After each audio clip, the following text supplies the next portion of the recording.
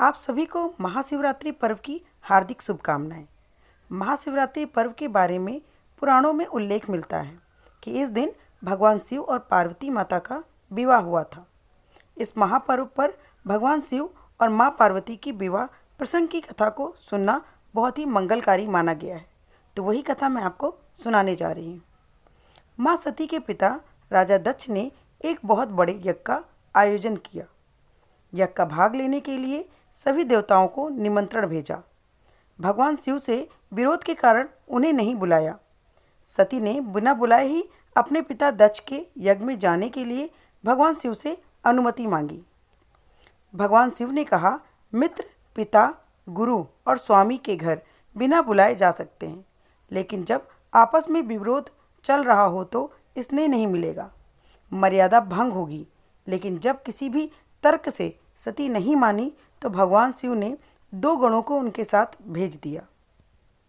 वहां पहुंच के सती ने यज्ञ में भगवान शिव का भाग नहीं देखा तो उनका शरीर क्रोध की अग्नि में जलने लगा। वो अपने पिता द्वारा किया गया पति का अपमान न सह सकी और हवन कुंड की अग्नि को अपना देह त्याग कर दिया। सती मरते समय श्री हरि से यह वरदान मांगा था कि उनकी प्रीति भगवान शिव के लिए जन्म जन्म तक रहे।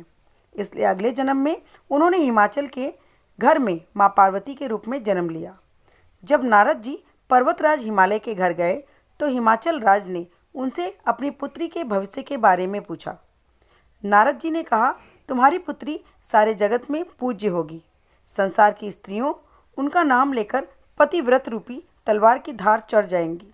नारद जी ने कहा, इसके हाथ में ऐसी रेखा है कि इसे योगी, जटाधारी, नंगा, अमंगल वेश वाला पति मिलेगा।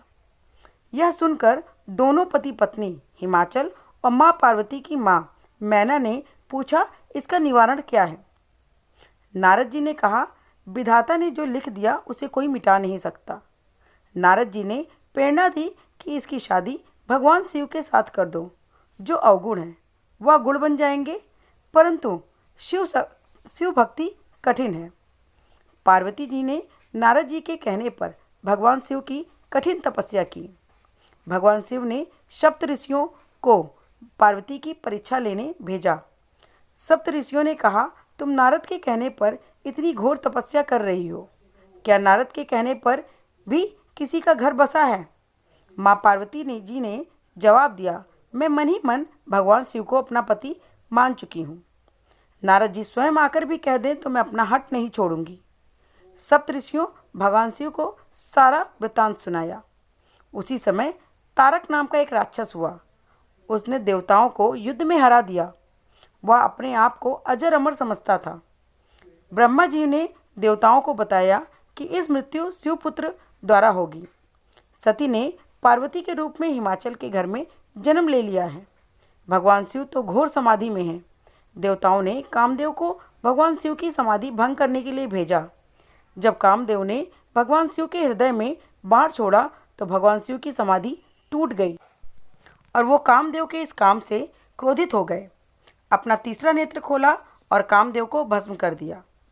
अपने पति की यह दशा देखकर उनकी पत्नी रति भगवान शिव से विनती करने लगी और उनके रुदन को देखकर भगवान शिव ने कहा, आज से तेरे पति का नाम अनंग होगा।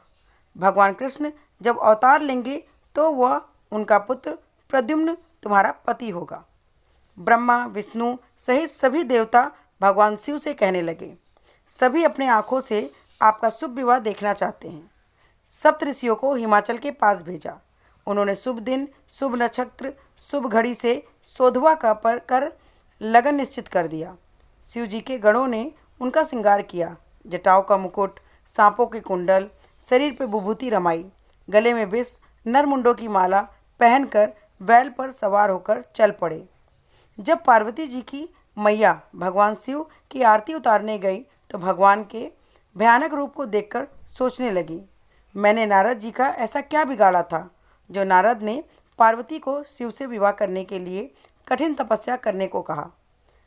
तब नारद स्वयं पधारे और उन्होंने मैना को समझाया कि पार्वती जी स्वयं जगत जननी भवानी हैं। उन्हें सती के पुनर्जन्म की कहानी सुनाई। भगवान शिव ने फिर उन्हें अपने दिव्य रूप के दर्शन दिए। ऋषियों ने फिर वेदों में जैसी लिखी थी वैसे शादी कराई। हिमाचल में उचित दान, आदर और सम्मान के साथ बारात की विदाई की। सो दोस्तों, अगर आपको ये कथा अच्छी लगी है तो प्लीज़ मेरे चैनल को सब्सक्राइब करें, बेल आइकन प्रेस करना बिल्कुल भी ना भूलें। सभी देखने वालों का तहे दिल से धन्यवाद। आपका दिन शुभ हो।